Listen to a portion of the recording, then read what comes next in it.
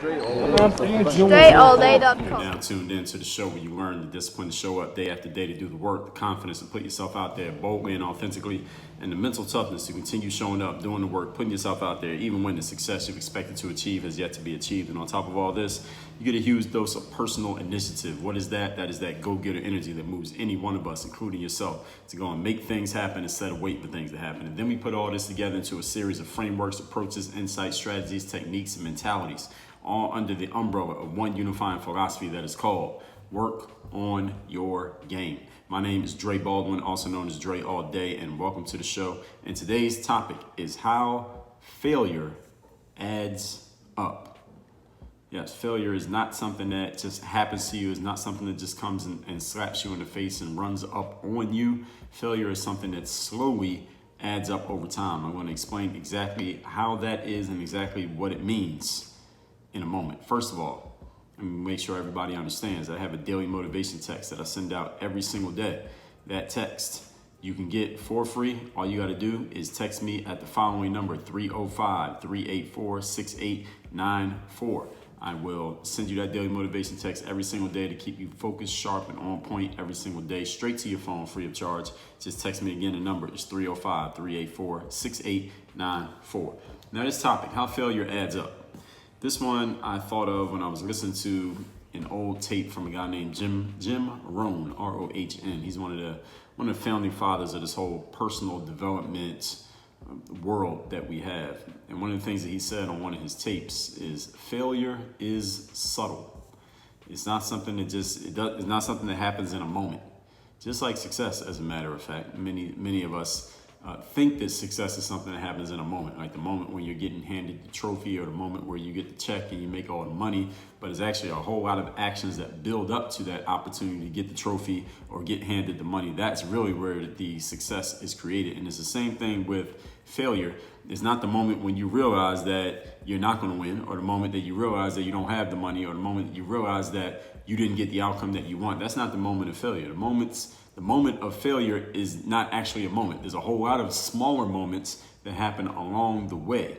And if something like success, or even more specifically what we're talking about here today, failure, if it were immediate, if it was something that just happened in one moment, then it wouldn't happen so often. People would not fail so often in life if it was something that just happened in a moment and it didn't creep up on us. But because it creeps up on us, it's something that we don't always notice. And it's not like we don't, maybe even if we notice the small things, we don't notice the accumulation of the small things. We don't notice the compounding effect of those small things. And this is how we allow failure to creep up on us. And some people also don't notice or recognize or appreciate the compounding effect of success habits and success principles. Therefore, they don't put together enough of them to allow those success habits to compound, and therefore they can't create success. So both failure and a lack of success, which can be the same thing, they both pose the exact same problem, is that they require a vigilance to habits, and a vigilance and a discipline that we have to stick to something for long enough to get the kind of results that we want. And many people just don't have it.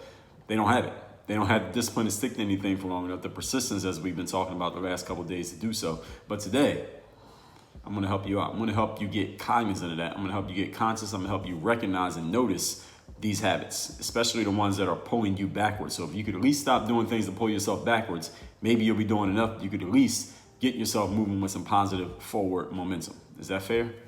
Good. Let's get into it. Point number one, the topic once again is how failure adds up. Number one is you are not noticing how your failure is slowly creeping up on you simply because you are not paying attention. You are not noticing how working out once or twice a week, when you just get the desire to go do it, you're not noticing that you're gaining like 1 to 3 pounds every single week. And then you don't realize till a whole year goes by and you've gained a good 70 pounds. And you're like, damn, where did the 70 pounds come from? Now, you didn't just wake up one day with an extra 70 pounds. It was slowly adding up because you weren't paying attention to your habits or your lack of habit that puts you in that situation. This is how failure creeps up on people. Is the little things that slowly add up, and they add up so slowly, and the difference is so small that you don't even notice it until it gets so obvious that you can't not notice it. That's exactly what I describe in this book right here called The Third Day, the decision that separates the pros from the amateurs. Now, in the third day, I'm mostly talking about it in the positive, how certain habits combined and allowed to compound over time create the success that we want in life. But understand that the third day works in a negative the same way that it works in a positive. If you're a person who goes to the gym every single day, let's say you want to lose 50 pounds and you go to the gym every day and you work out every day and you drink water every day and you get ample rest and you're putting in good things in your body and you just have good habits when it comes to your body, eventually you're going to lose that weight. It might not happen in one day, but eventually you're going to lose that weight as long as you stick to the habits. That is the third day. It's just showing up every single time, even on the days when you're like, man, I don't feel like I'm losing any weight, but you just keep showing up. The habits are working in the background, even though you can't tangibly always see the results. It's the same thing with failure. It's the same thing with messing yourself up in life. You don't see yourself gaining that weight because you see yourself every day. So the difference is so small that you don't even notice it. But then one day, it's so obvious, you're like, damn, there's a difference here. What the hell happened? That's what the third day is about. And it's also, in this book, I have a chapter on the separation day. And the separation day is that small, tiny little difference that separates today's you from yesterday's you, whether on the positive side or the negative side. Now, the reason that separation days start adding up is because you get consistent and you allow those positives or those negatives to compound, and they just start adding up till you get to the point like, damn, all right, these added up so much that now I'm in a failure position. Or these added up so much that I'm in a success position. But again, on a day-to-day basis, nobody could have told you that you were on your way to success unless they understand these principles, and many people do not. But that's why we had a show right here. That's why I write these books. That's why I'll give you a free copy of this book. All you got to do is cover the shipping by going to thirddaybook.com, and I will help you out. I will help you out in understanding these principles, and we can spread this word to more people, because the tide can rise for everybody. Everybody can create success in this way. This is not a zero-sum game. So you got to be able to notice what's actually going on. Think about this. Assuming that you have control over your mental faculties, any area of your life where you pay attention is either going well or it's in the process of improving. Is that accurate? Somebody tell me if I have that correct. Any area of your life, as long as you have control of your mental faculties, you listen to the show, I'm thinking that you do. Any area where you are paying attention, you are either getting the results that you want or you are in the process of making things better. I know this is 100% true, especially for people because I know three things about you. First of all, I know you're paying attention to that area because I just gave you that as a qualifier. Secondly, I know you're a type person who's into self-improvement because you're listening to a show that's all about self-improvement. It's called Work on Your Game. So with those two things combined, anything you're paying attention to, a person that's focused on self-improvement, you are either doing something to get there or you're already there and you're maintaining it, one or the other. Now, the areas where you're not paying any attention, those areas may be on cruise control for now, but they're not going to stay on cruise control. In other words, you're going to run into some challenges if you don't do something about them consciously and intentionally very soon. And everyone who's listening to me, there's some areas of your life where you need to get more intentional, true or not. And now that you're thinking about it, maybe you start thinking about what things you're going to do intentionally to start getting those areas addressed, whether it's something you can do on your own, whether you need to seek out help. You can join my Bulletproof Mastermind, help you out with that, on my one-on-one coaching program, Third Day Mastermind, for help with that, or whatever else you think you can do. But if you're conscious of it, that gives you a responsibility to do something about it. Everybody following me? Anywhere that you've been neglecting to pay attention to, or neglecting to pay attention, things are either not going so well, or they soon will not be going so well. True or not? Everyone can agree. Now, why is this? The reason that I'm so sure of this, and even though I may not know you personally, I can say this with full conviction, I know that I'm right, is because of the second law of thermodynamics, also known as the law of entropy. If you don't know what the law of entropy is, that's okay, because I'm about to tell you what it is, so now you know. Quote, a thermodynamic quantity representing the unavailability of a system's thermal energy for conversion into mechanical work, often interpreted as the degree of disorder or randomness in the system, lack of order or predictability, gradual decline into disorder, close quote. Now let me translate that definition of entropy. This is what the law of entropy states, in plain English. What you don't pay attention to will fall into disorder. Let me say it again. This is the second law of thermodynamics, also known as the law of entropy. Anything you do not pay attention to will eventually move into, actually it is always gradually moving into a state of disorder simply because of a lack of vigilance and a lack of intentional attention from you. So any relationship that you have that is not going the way that you want it to go right now, I guarantee you here's the reason. The law of thermodynamics. Understand this is a law. This is not an opinion. This is not a theory. This is not a hypothesis. This is a law. Because you're not paying intentional attention to it, it is gradually moving into a state of disorder where it gets worse and worse until it gets to a point where you're like, damn, this situation is kind of fucked up. What the hell happened? And then you realize that you haven't been paying attention. Or maybe you'll realize it now because we're talking about it now. This is the law of thermodynamics. Second law of thermodynamics, rather. If your fitness and your physical health is not in the right shape, it's because you weren't paying attention and slowly things got worse. If your finances aren't in the right shape, it's because you haven't been paying attention and slowly things have gotten worse. Is this all true? Any area of your life where you have a state of disorder, things are not looking the way that you want them to look, it is probably because, let me tell you what it's probably not. It's not because you're paying attention to it and you're just terrible and you're inept and you're just making it worse everything you try. Usually not. Maybe that can happen sometimes, but it's not going to keep happening. Not with a smart person like you. Usually the things in your life that are not going the way you want them to go is because you are not paying proper attention. You're paying attention to other things, and therefore that area is kind of getting out of balance. True or not? Now here's the rub. I want to make sure I'm giving you this too. As humans, we all know our limitation. We can only focus on one thing at a time. Doesn't mean you can only be good at one area of life at a time. We can only focus on one thing at a time. And the thing about us humans is that we are imperfect creatures. So this law of thermodynamics, second law, exists of entropy. And at the same time, it exists that we can only focus on one thing at a time. And it also exists that we have all these different areas of our lives that we want to be great at. So here's the challenge. You might be thinking, Dre, well, how can I have every area of my life going the way that I want it to go all at the exact same time? The challenge is, that's damn near impossible.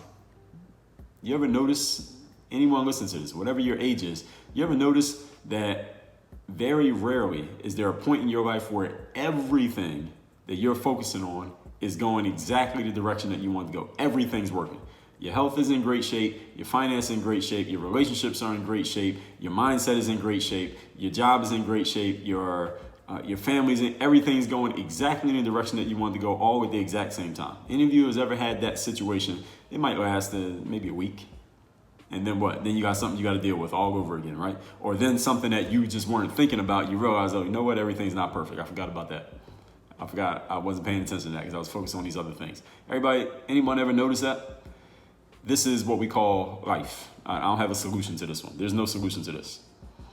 The fact is, as humans, we can't focus on everything at once. So you get to decide, what area am I going to focus on now? What's the priority for me to focus on right now to get into the space I need to get it into? Get things in a certain space, put your strategies in place and your habits and your disciplines in place so those areas can kind of work on their own. You can create the habits so that you can do those things without having to focus on them so much. Then you can pay more attention to the areas where you haven't been paying attention. And hopefully you can juggle it in such a way that you can get everything going the right direction at once and try to keep it that way for as long as you can. But eventually something's going to break and you're going to have to fix it. This is just called being a human. If there was a solution to this, trust me, I'd be telling you about it. I wouldn't be telling you, I'd be selling it to you. But there's no solution to it as of today. Now, if that changes, I will make an episode with that information. But this is the second law of entropy. Second law of thermodynamics, also known as entropy. Anything not paid attention to eventually moves into a state of disorder. So look at your own situations and you'll notice exactly where this is happening. Because again, this is a law, it applies universally. If you don't watch your money, you go broke. Don't watch your body, you get health issues. Don't watch your kids, you get social workers knocking at the door. Failure happens when we don't pay attention. Everybody got it? Point number 2. Today's topic, once again, how failure adds up. You are not assessing what is working versus what is not working. Therefore, you keep repeating the same mistakes. This is what happens with a lot of us when we're out here working on our games, doing all the hard work, being disciplined, mentally tough. You're doing your thing, you're doing all the work, but you're not measuring what is working versus what's not working. I'm taking these actions. Is this getting me closer to where I want to go or is it not? Many people are out here doing work every single day, and maybe even you, doing work every day, but you're never asking yourself this question: is this work getting me closer to where I want to be, or is it not? You should have a clear answer to this because you have baselines that tell you. You have measurements that are telling you. You have parameters to say, okay, if I'm getting closer to this, that means what I'm doing is working. If I'm not getting closer to this, that means what I'm doing is not working. Therefore, I need to do something different. Many of you don't have these parameters in place, so you're just doing stuff, and you have no idea if it's getting you any closer to where you want to be. So you just keep repeating things, which may be mistakes, and you just keep repeating those mistakes, and nothing's changing for you. Am I describing anybody's situation right now? You can admit it if I am. Alex Sharfin, who has a podcast called Momentum that is focused on entrepreneurs, and one of the things that he's one of the shows that I mentioned in one of my latest favorite podcasts I listened to episode. Let me see if I can tell you what episode that was, where I laid out. That was the last time I was telling you the episodes that I like to listen to. That was episode numbers. It was two of them, 1637 and 1638. So if you haven't heard those episodes, go check those out. And Alex's podcast is named Momentum. And one of the things that Alex talks about for any business that he's coaching, he has the owner of the business answer the following question: how do we know we are successful? How do I know that I'm creating success? And how you know you're creating success for any of you, you need something that you measure. What can you measure that tells you you're getting closer to success? And it doesn't necessarily have to be something that is tangibly measured. For example, it doesn't have to be our company's making X number of dollars per year. The measure of successful, because not everybody measures success by something that is tangible. You can measure success by where the first thing that people think about when they think about getting tires for their truck, or where the ones that everyone in this town comes to for childcare for kids ages 6 months to 3 years old, whatever it's going to be. And how do you measure that? You can determine what that is. You can determine what is it that will tell us that we're getting closer to that goal or we're getting further away from that goal. But you need to know what makes you successful. This means having some kind of measurement. Many a business manager has extolled the virtue of having measurable results so that everyone's on the same page at work. So while you can have some or an intangible measurement of creating your success, the tangible ones make it much easier for everyone to understand. It's much easier for everyone to go after, and it becomes much more clear when you've actually reached it or how far away you are from it when you have something that is tangibly measurable.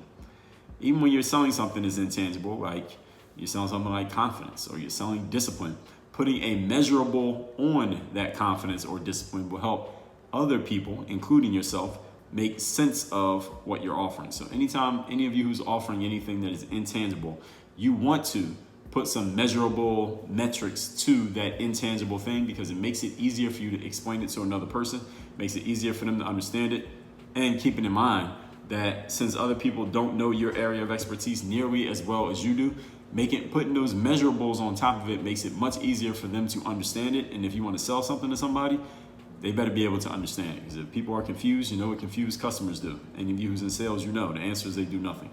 So you don't want a customer doing nothing. You want a customer doing something, such as making a purchasing decision to buy whatever it is that you're offering. So make it easy for them to make that decision by making it easy for them to understand what they're buying. All right, that's why you want to have something measurable, even if what you're selling is intangible. So if you're selling something like discipline, or you're selling good health, or you're selling, what's another thing? Let's say you have a big house and someone you're a window cleaner. You're a window cleaning company. All right, what is that actually worth for someone to have clean windows on their house? They usually probably don't make any money for having clean windows on their house unless they're trying to sell the house.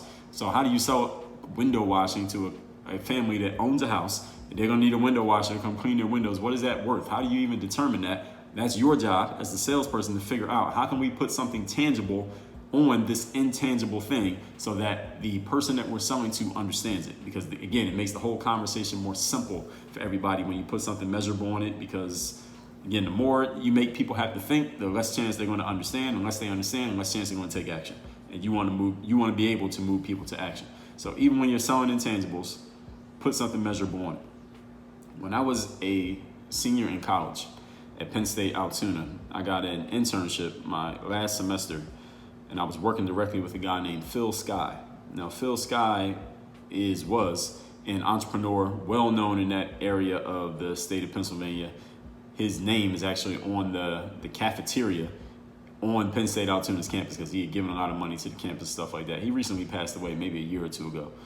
And one of the things that Phil told me, and because I would spend a lot of time around him and he would just tell me about his entrepreneurial philosophies and stuff like that when I was doing work for him. And he said, Dre, people don't do what you expect, they do what you inspect. Now, he wasn't the first person to ever say that, but I remember him saying it to me. And the point of it is this: when you track your work, you will know what actions are producing results.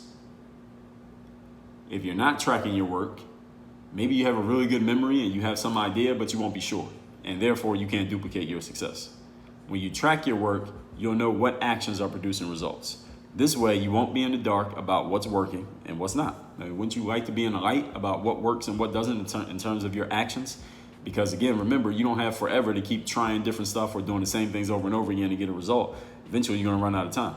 So the question for you is, what is your measurement of success?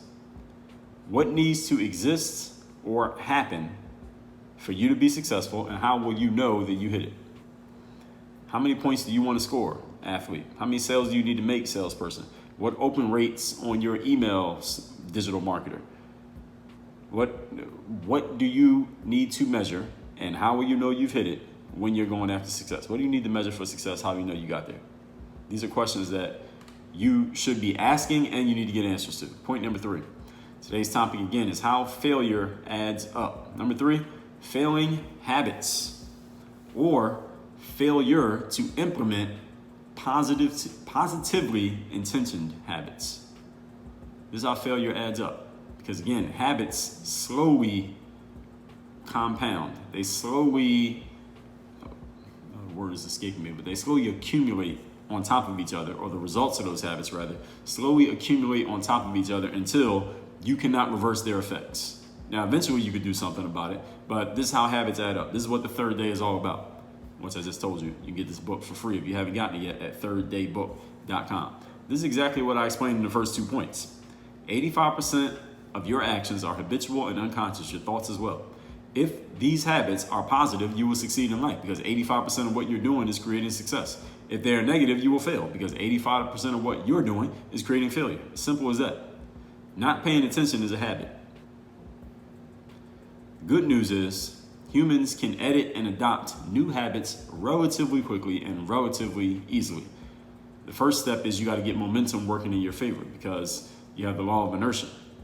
What is the law of inertia? It says an object that is in motion will remain in motion, or an object that is not in motion will continue to not be in motion until or unless acted upon by an outside force. So if you have negative habits, 85% of what you're doing, negative habits, pushing you in the wrong direction, you must enact the law of inertia and use a significant amount of energy, physical, mental, spiritual, emotional, to stop the momentum going in the wrong direction and turn around and get it going in the right direction. As they say with spaceships that go into outer space, the rockets use like 85 to 90% of their fuel just getting out of Earth's atmosphere. But once it gets out of Earth's atmosphere, it doesn't need much fuel to coast. So for you, it's the exact same thing. You might need to use 85 to 95% of your rocket fuel, your energy, and your attention, and your focus, and your money, the 5 forms of investment from episode 609, in order to turn around the effects of the negative habits and start them going in a positive direction. But once you get them going and you get that law of inertia working in your favor, you have positive momentum going, then you don't have to keep using all that energy. You can allow the missile to cruise, metaphorically speaking. So the first step is becoming conscious about your habits.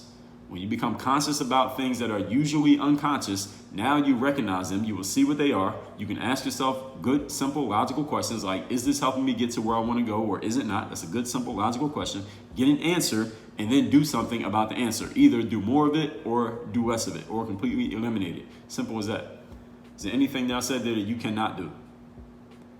Good. Let's recap today's class, which is how failure adds up. As Jim Rohn said, failure is subtle. It creeps up on us because we're not always noticing, but today we're going to get noticing those things. Number one reason failure adds up is because you don't notice. You're not paying attention.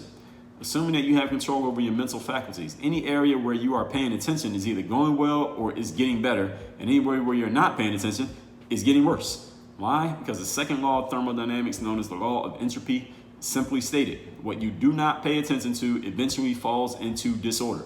Anything you do not watch and pay attention to is going to get worse in your life. You got to focus on certain things, and you have to choose what to focus on, because our limitation is we can only focus on one thing at a time. Number two, you are not assessing what's working versus what's not. So you're making mistakes, but then repeating them because you don't even realize that they're mistakes. You must have something to measure. As Phil Skye told me back in Altoona, people do not do what you expect, they do what you inspect. So track your work and know what actions produce results. This way you are never in the dark about what's working and what is not. Ask simple questions and get answers. Do not allow yourself to not have answers. Number three, you have failing habits, or you fail to implement positively intentioned habits. This is exactly what I explained in points 1 and 2. 85% of your actions and thoughts are habitual and unconscious. If they're positive, you are succeeding. If they're negative, you are going backwards. Not paying attention is a habit. The good news is humans can edit and adopt new habits relatively quickly and pretty easily. The first step is becoming conscious about the things that are normally to most human beings unconscious. And if you want to be different than most people, you got to do different than what most people do. Now, I just told you exactly how to do it. You want more help with that? Let me tell you the 2 things to do. First of all, text me at the following number: 305-384-6894. You'll be getting my daily motivation text every single day, and you will be able to text me directly, because that is me responding to those texts. That's my daily motivation every day. That is my number. And number 2, you want someone who can help you take a look at what you're doing, look at your processes, help supply you with some of these practical, logical questions that you can ask yourself so that you can measure exactly what you're doing and know whether you are implementing habits that are working or habits that are not working, or habits that are keeping you neutral, which is another form of not working, because the world is moving forward. You don't want to be in neutral. And make sure that your habits are in the right place, both when it comes to your mindset and when it comes to your business and professional success. Then what you need to do is join my Bulletproof Mastermind. That's my group coaching program where I do a live training every single week. We have a members only community where you not only will be able to connect with me, ask any questions, share any challenge. I do live streams in there. You also will be able to connect with other members of the community where you may meet some people, you will meet some people who have skills that you don't have, and you have skills that they don't have, and that's where the synergy comes in. You can exchange your skill for their skill, you can get hired for jobs, you can hire other people for jobs, all based on people that I have hand selected to be part of my mastermind. You want to be in it? Go to workonyourgameuniversity.com. There's a link right there for the Bulletproof Mastermind. You can get started and join today. Work on your game. Dre all day.